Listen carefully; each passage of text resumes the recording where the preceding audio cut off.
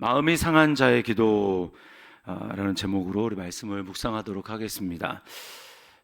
오늘 이 시인의 감정 상태, 지금 상태를 보면 지금 2절에 보면 괴롭다라고 얘기를 하고 3절에 보면 뼈가 타는 듯한 고통 가운데 있다라고 이야기를 합니다. 또 4절에 보면 마음이 풀같이 시들고 말랐다 이렇게 이야기를 하고요. 5절에 보면 탄식 소리 막 한숨을 내쉬고 괴로워하는 소리를 내죠. 그리고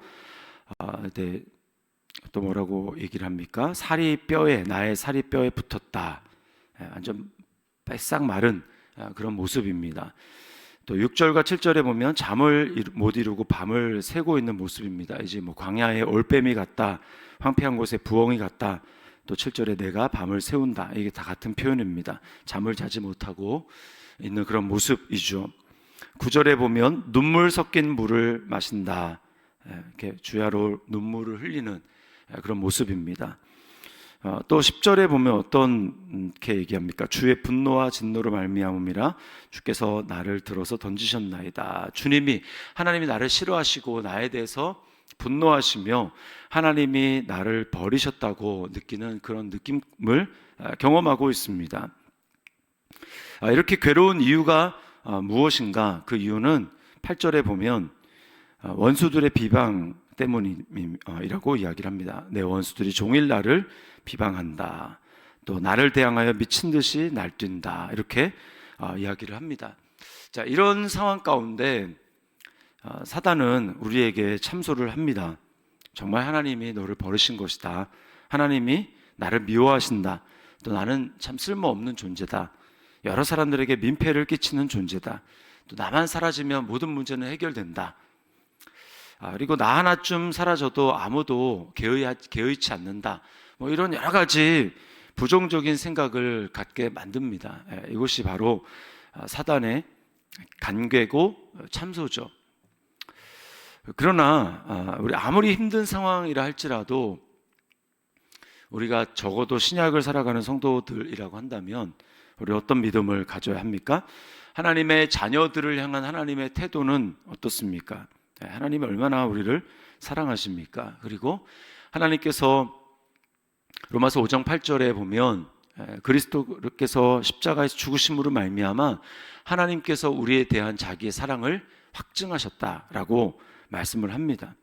그러니까 더 이상 하나님께서 우리에 대해서 상황이 아무리 힘든다 할지라도 그 상황, 예수 그리스도께서 나를 위해 십자가에 죽으시고 부활하셨다라고 하는 명백한 사실 앞에 우리는 내 감정이 아무리 힘들고 어렵고 객관적으로 나를 둘러싼 상황이 아무리 내가 느껴지는 감정에 맞게 말을 한다 할지라도 우리는 딱 그 한 가지 사실, 하나님 나를 그리스도 안에서 사랑하신다. 그리고 그리스도께서 나를 위해서 모든 일을 하셨다.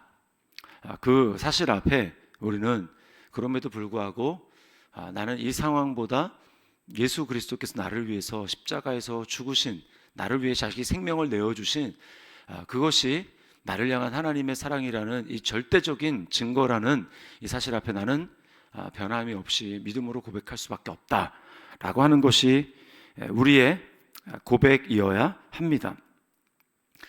성령님께서는 우리가 하나님 앞에 기도하며 나아갈 때 항상 이 사실을 기억하게 하십니다. 하나님이 나를 얼마나 사랑하시는가. 그리고 그 사랑의 음성을 우리에게 들려주십니다. 위로하시고 격려하시는 것이죠.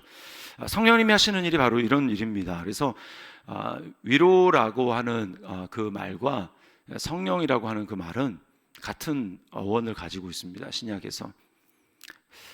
성령님이 하시는 사역이 우리로 하여금 우리가 실망하고 낙심되어 있을 때 하나님의 뜻대로 행하다가 실망하고 낙심할 때 우리로 하여금 격려하시고 위로하시는 것이 바로 성령님의 사역입니다. 우리는 때때로 세상의 위로를 추구합니다. 그런데 성령께서 우리에게 주시는 위로와 세상의 위로에는 차이가 있습니다. 어떤 차이가 있을까요? 하나님의 위로는 영원한 소망에 근거하고 있습니다. 그러나 세상의 위로는 잠깐의 나의 그리스도 안에 있기 전에 그리스도 밖에 있었던 나, 즉 거짓자죠. 거짓자.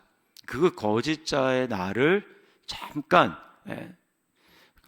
위로해 주는 그런 것입니다. 그러나 우리는 예수 그리스도 안에 있다라고 하는 것은 단지 나는 변함이 없는데 나는 그냥 예수님 안에 있다, 이게 아니고, 예수님 안에 있다라고 하는 것은 이전에 내가 죽었다라고 하는 것입니다. 이전에 내가 예수님 없이 살아가던 그런 나가 이제 죽었다라는 거예요. 그럼 나는 뭡니까? 나는 없어진 겁니까? 아니죠. 내가 없어진 것이 아니고 나는 이제 내 안에서 그리스도가 사신 것이고, 그리스도가 사신 그 믿음을 가지고 내가 새롭게 모든 것을 받아들이며 살아가는 그런 내가 있다라는 것입니다. 그런 나는 이제는 세상이 주는 것 같은 그런 이전의 위로로 나의 거짓자의 감정과 자신을 불쌍히 여기고 자기 연민에 빠지는 그런 존재가 아닙니다. 마귀는 현재의 상황과 문제에 그래서 매몰되게 만듭니다. 그 마귀의 모든 참소와 우리에게 가져다 주는 감정은 정말 다 맞는 것 같아요. 그러나 그것은 잠깐의 눈속임입니다. 성령님은 어떻습니까? 현재의 상황 너머에 나의 영적인 신분을 기억하게 하십니다. 내 안에 그리스도가 사신다라는 것을 기억하게 하십니다.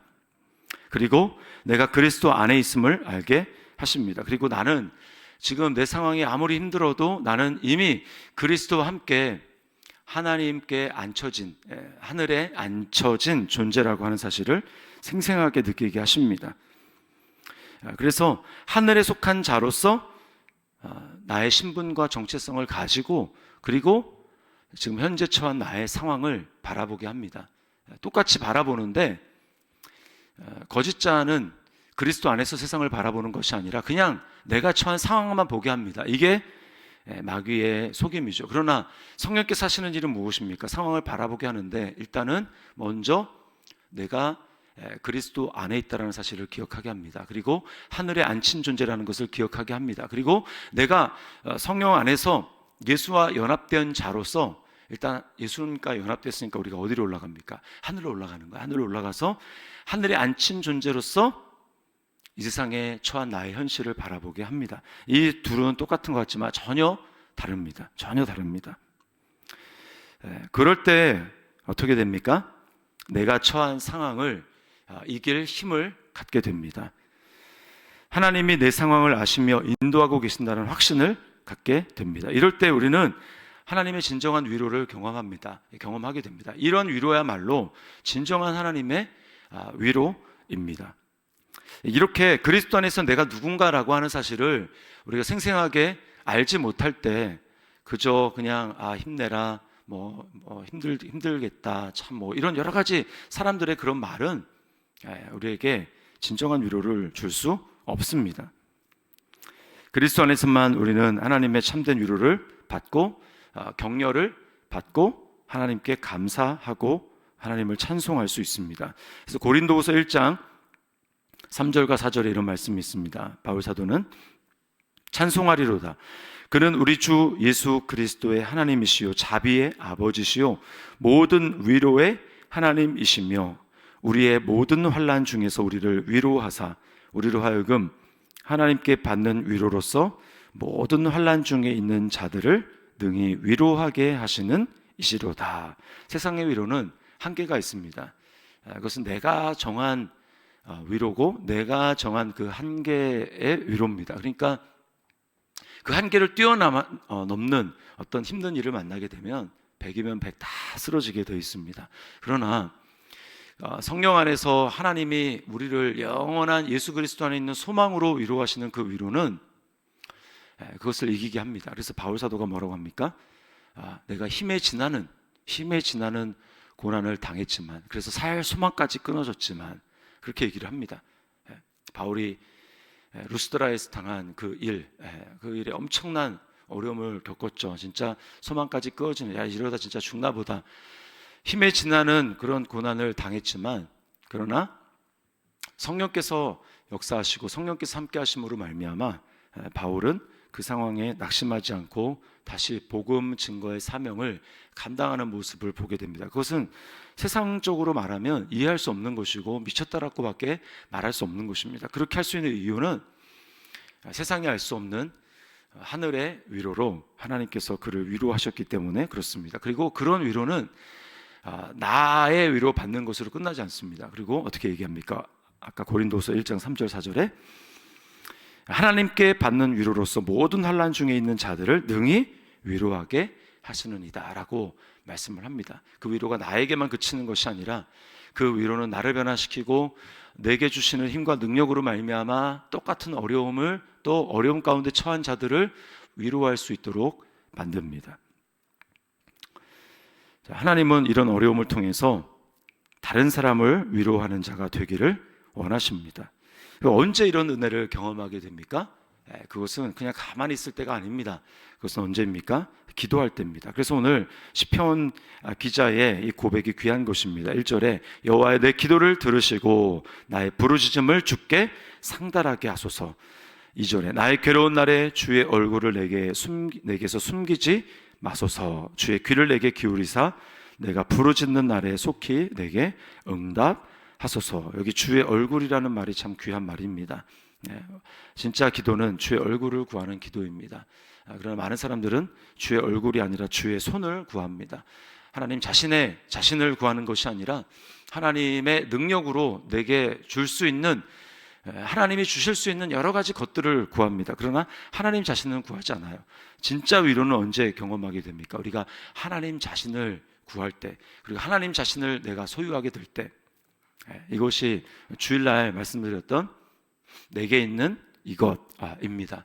우리는 그 위로와 소망을 하나님 앞에 구하며 나아가야 될 것입니다. 이것이 세상의 위로를 뛰어넘는 진정한 하나님의 위로고, 그러한 위로를 경험했을 때에만 우리는 내게 처한 상황 가운데 털고 일어나 세상에 고통당하는 사람들을 위로할 수 있는 그런 사람이 되는 것입니다. 오늘 어떠한 마음의 상함과 어려움이 있다 할지라도 우리 말씀을 기억하며 성령님이 주시는 위로로 넉넉히 이기며 더 나아가 또 고통 가운데 있는 사람들을, 마음이 상한 자들을 위로하며 섬기며 나아가는 그런 삶이 될 수 있기를 주님의 이름으로 축원합니다.